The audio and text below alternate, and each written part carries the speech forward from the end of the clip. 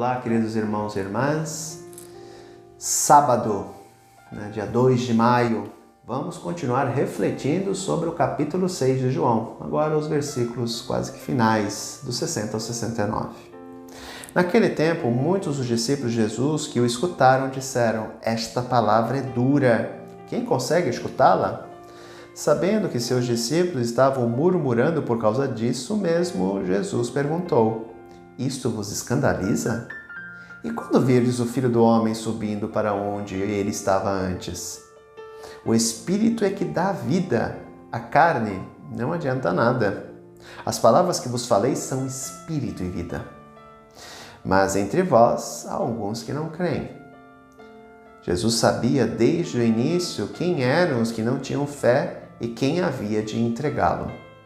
E acrescentou: "É por isso que eu vos disse, ninguém pode vir a mim a não ser que lhe seja concedido pelo Pai."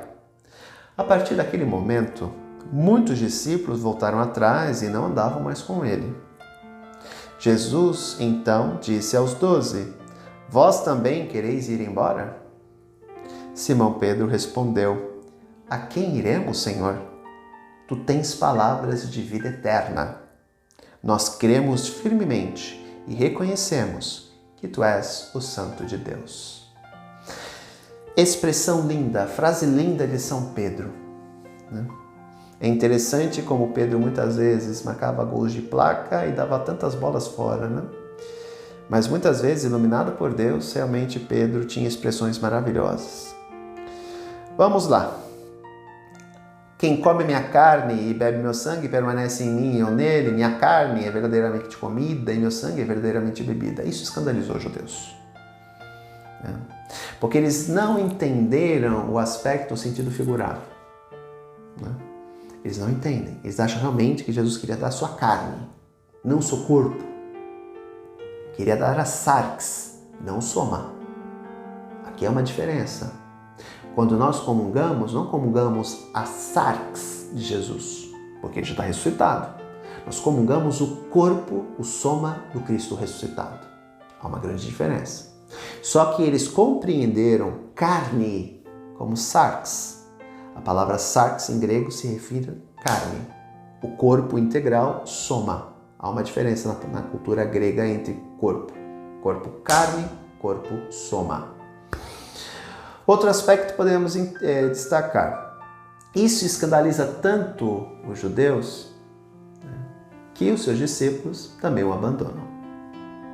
É interessante a confirmação do que ele tinha acabado de falar no discurso, "Por isso que eu vos disse, ninguém pode vir a mim a não ser que lhe seja concedido pelo Pai." Aqueles que realmente têm fé no seu coração, aqueles que esperavam o cumprimento da promessa de Deus, aderem a Jesus. Vem nele o cumprimento da promessa. Portanto, seguem ele, se tornam discípulos dele, seguidores dele. Só que diante do discurso dele são obrigados a fazer uma opção: seguir Jesus ou não. O texto nos fala que os 12 permaneceram fiéis a ele. E aí a expressão linda, a frase linda de São Pedro: "A quem iremos, Senhor? Tu tens palavras de vida eterna." Quer algo mais bonito do que isso? Realmente não tem. A quem eles iriam? Quem iria ensinar a eles o amor de Deus? Quem iria dar a vida por eles numa cruz? Quem iria ressuscitar? Quem iria mandar amar os inimigos? Quem iria apresentar um projeto alternativo de vida, onde não há superiores, todos são iguais, todos são filhos de Deus? E que Deus criou tudo por amor a todos nós? Quem? Ninguém. É interessante como essa palavra é tão apaixonante que levou Mahatma Gandhi, quando ele foi estudar na Inglaterra, a entrar em contato com o cristianismo. E quando ele voltou para a Índia, depois de ter se formado, perguntaram para ele o que ele tinha visto de melhor no Ocidente e aquilo que ele tinha visto de pior. De melhor, ele falou o Evangelho. A mensagem de Jesus Cristo, o Evangelho, foi aquilo que ele mais bonito viu no Ocidente. E perguntaram: e o que você viu de pior? Os cristãos, porque não vivem o Evangelho. Mahatma Gandhi, baseando-se na sua crença no hinduísmo e naquilo que ele teve contato com o Evangelho, fez uma revolução sem armas, pautada no amor. O que Jesus também, provavelmente, entre aspas, iria fazer se não tivesse sido morto na cruz. Mas isso era a missão dele, né? Se a missão dele não fosse, ele poderia ter transformado a história humana só através do amor. Porque o amor é a única força no mundo que é capaz de nos transformar. Mas a missão dele era dar a vida por nós, resgatando o erro dos nossos primeiros pais e mães, o pecado original. Portanto, somente Ele tem palavras de vida eterna. Somente Ele pode nos salvar. Somente Ele pode realmente nos demonstrar o amor verdadeiro. Somente Ele. Porque nós cremos firmemente e reconhecemos que Tu és o Santo, o Filho de Deus. Reconhecemos que Tu és o Santo, o Filho de Deus. Aquele que devia vir ao mundo. O encerramento desse belo discurso de Jesus na cidade de Cafarnaum nos leva à reflexão de que Ele é o alimento para todos nós. Ele é que nos garante vida e vida em abundância, porque Ele é aquele que deu a vida pela nossa salvação. Ele é o nosso Deus, cheio de amor por cada um de nós. Não precisamos de outro. Ele nos basta, ou deveria nos bastar. Essa mensagem tem que invadir a nossa vida e o nosso coração para nos curar.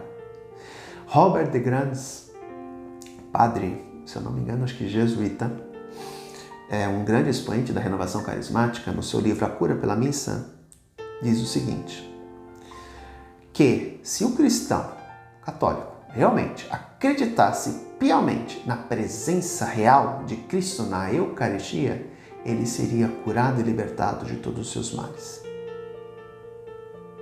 Isso é algo que nós devemos refletir.